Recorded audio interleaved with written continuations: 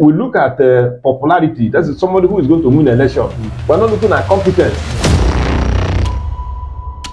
You have a political party, somebody is in one political party and is working for another political party. Yes. I have not seen any governor of APC extraction that has stopped supporting Tinubu. Yes.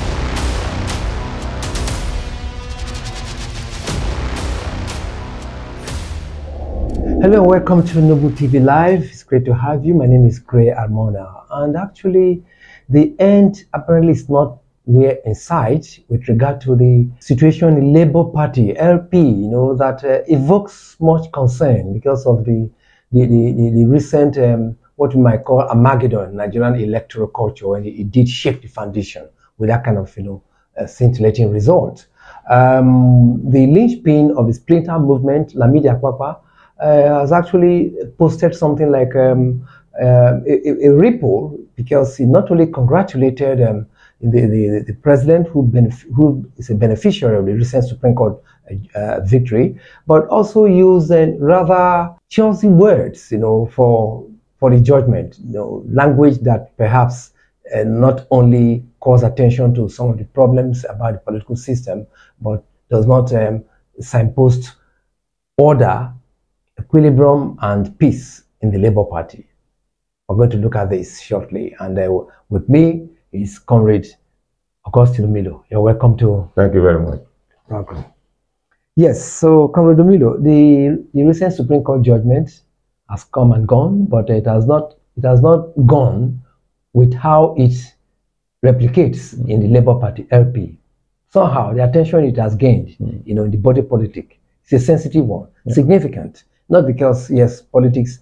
BJ Dudley said instability and political order, they are correlated. So when having stability is part of the nature of the political order. So how do you see, Lamidi Apapa's outburst, something like ridiculing P2B's attempt to actually get justice, from the system? What? Yes, thank you very much.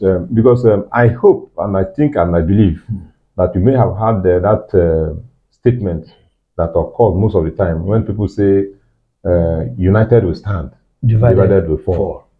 Now, that is what we have in our political system. Let me tell you something. Yes, I want to talk about Lamidi Apapa and Julius Abure. Yes. But before that time, don't forget that Wike is a member of PDP till today. But you cannot be sure, and I'm sure that Wike didn't work for Atiku, even this Supreme Court matter. Wike was working on his own, not believing that Atiku has a case with the Supreme Court. Yes. So PDP, to that point, was also divided. Now, Aburi, Julius, and Apapa have come to introduce their own dimension now into division in political parties. Yes. Whether it is in PDP, APC, or Labour Party, this kind of crisis within political parties does not or do not help political growth in any society. Yes. Now, if you look at what Apapa said after the victory, trying to mock P2B, saying that even P2B's petition to the Supreme Court did not even hold water at all.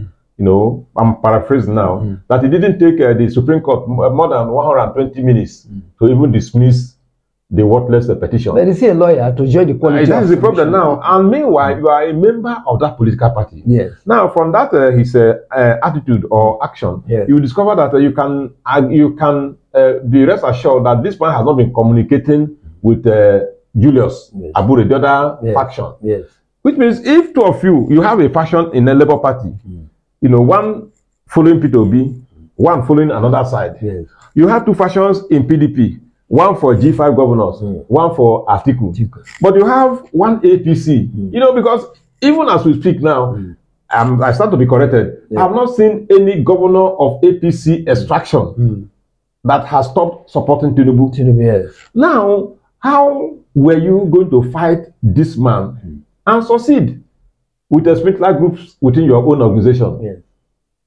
It's a problem. So for me, yes, Lamidi Akpata has said what he said, but it's just a manifestation of what has always been happening in the party. Yes. Disunity. Yes. And so thank you, Comrade Milo. But let's revisit, the statement on the duration of the judgment. Yes. You yes. 120 seconds. Yes. Okay. Yes. Yes. Thank you for that. Maybe you're carried away by the need to again flourish. Yes. Unless I forget, this man, Akpata said, apart from that, the petition was dismissed within 120 seconds. Yes. He said the petition lacked merit. He said it was frivolous, it was blind and senseless. Now, he said it is the worst. No, if you are looking at that like a four-dimensional thing, yes, because you recall that Lamidi Akpata, broadly speaking, first of all, in tangential order, that is the worst petition in Nigerian electoral history.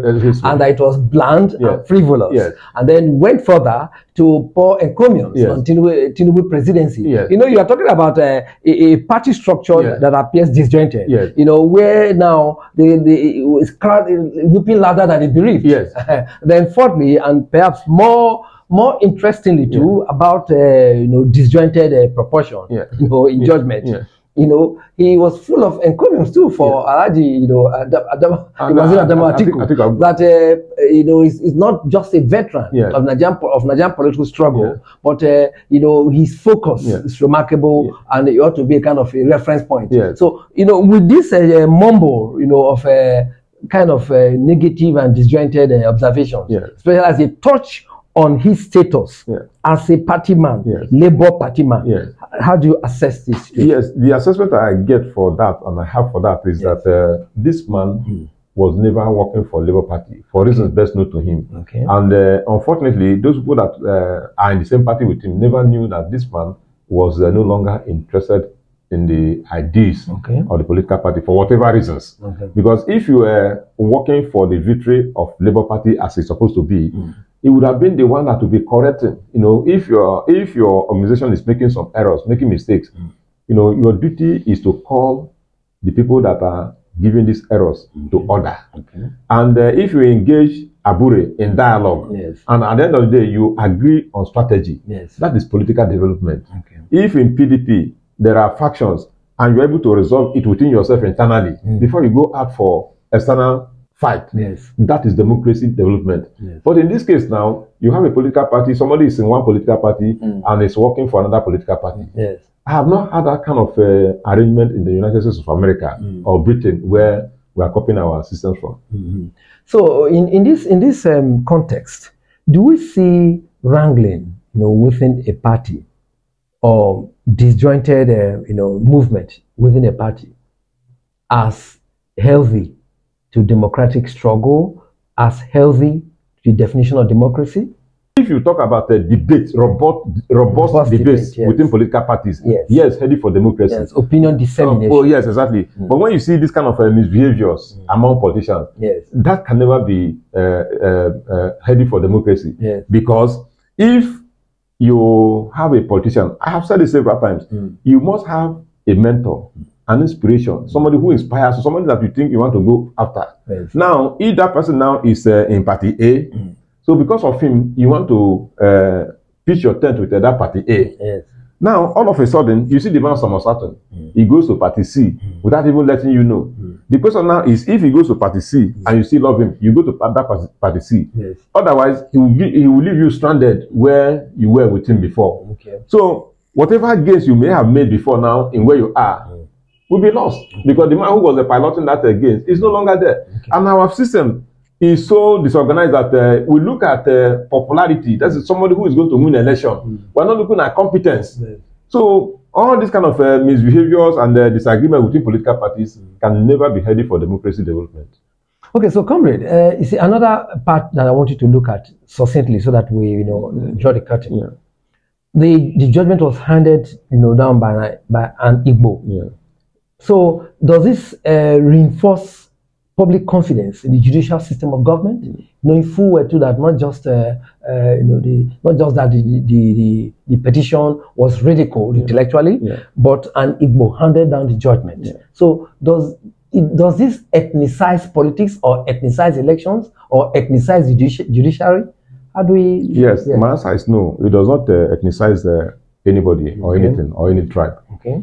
You know, because if you want to do what is right as a Nigerian, as a patriotic person for that matter, you don't look at the issue of whether the person is my tribesman or my ethnic differentiation. No. So for me, if it was wrong, if the Supreme Court took a wrong decision, that is because of the way all the Supreme Court judges saw it. Not because there was an Igbo man doing. No, it's not. For me, it's not. It's not. That's not to do. Yes, once I see anybody that is given a national assignment, as far as I'm concerned, that tribal something should be removed. Okay. You know, so you are acting for me. You are acting as a professional. Naturally. So you saw things the way you saw them because, professionally speaking, that was the true picture, as per your own definition of what the true picture actually is. So I want to exonerate whoever was responsible for the judgment. Okay, so against the background or the backdrop of the diversionary opinions, impressions with regard to the recent Supreme Court judgment, especially in the context of a Labour prominent member of Labour Party, Lamidi Akpakwa, actually a member of the other faction, saying rather glibly that the entire thing was a cocktail of absurdity. Comrade Augustine Milo says, insistently, that the recent development does not in any way rubbish the tradition of adjudication and electoral objectivity, because it is a matter of skill, a matter of professionalism, a matter of aptitude, according to knowledge of the profession. Thank you very much for coming to the program. I'm grateful again. Well, I want to thank you and remind you that you like, share, and don't forget to click subscribe. Noble TV Live will always be there for you. Always stay with us. My name is Great Amon. Thank you for watching.